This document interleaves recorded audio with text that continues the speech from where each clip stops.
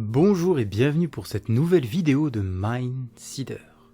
Aujourd'hui, j'aimerais aborder le sujet de la retraite, vous expliquer pourquoi est-il important de ne pas faire totalement confiance en notre système et commencer à organiser sa propre retraite. Pour commencer, nous allons faire une rapide rétrospection de l'évolution de la retraite dans le temps. J'ai conscience qu'il y a plein de régimes spéciaux, mais on va simplifier en gardant les grandes lignes. La première caisse de retraite de l'État, réservée aux fonctionnaires, a été mise en place en 1790. À l'époque, les fonctionnaires pouvaient partir en retraite à l'âge de 60 ans après 30 ans de service. Et pour ceux qui avaient un travail difficile, départ à 55 ans avec minimum 25 ans de service. Maintenant, on va passer aux salariés du secteur privé. Cette caisse a été créée bien plus tard, en 1930, mais l'avantage, c'est qu'elle avait les mêmes conditions que les fonctionnaires. 1982, début des changements. Le président François Mitterrand arrive au pouvoir, augmentation de la durée de cotisation qui passe de 30 ans à 37,5 ans.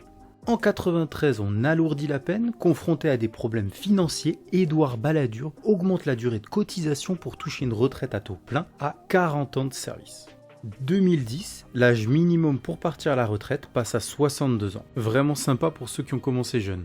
Maintenant, nous arrivons en 2022 et malgré toutes ces réformes, le résultat est toujours catastrophique. Le déficit des caisses de retraite devient de plus en plus important et nos amis les politiciens nous parlent déjà de voter une réforme de travail qui nous obligera de travailler au minimum jusqu'à 65 voire même 67 ans avec en prime une diminution de la pension des retraites à taux plein entre 20 et 25% d'ici 2050.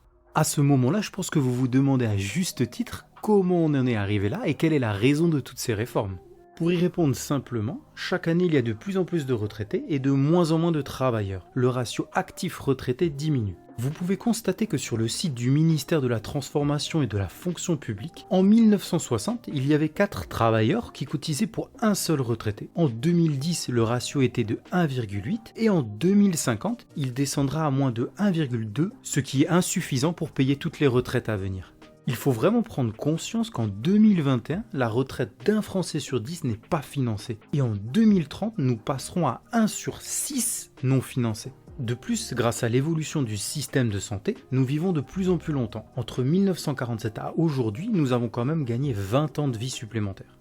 Avec tout ça, pensez-vous toujours que travailler plus améliorera la situation? Au vu de ces informations, à quel âge pensez-vous partir à la retraite et dans quelles conditions? Que se passera-t-il pour les générations futures? Et je ne parle même pas de l'inflation, des taxes, des impôts qui de toute façon augmenteront elles aussi.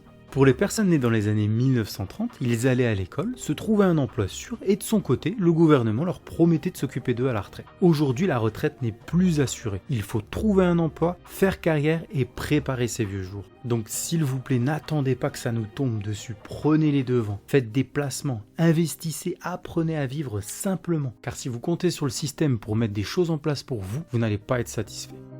Maintenant que vous avez pris conscience de la situation, dites-moi comment vous préparez votre retraite et quelle image avez-vous du système actuel. N'hésitez pas à vous abonner à la page pour voir ensemble comment avoir un avenir meilleur. Ciao ciao.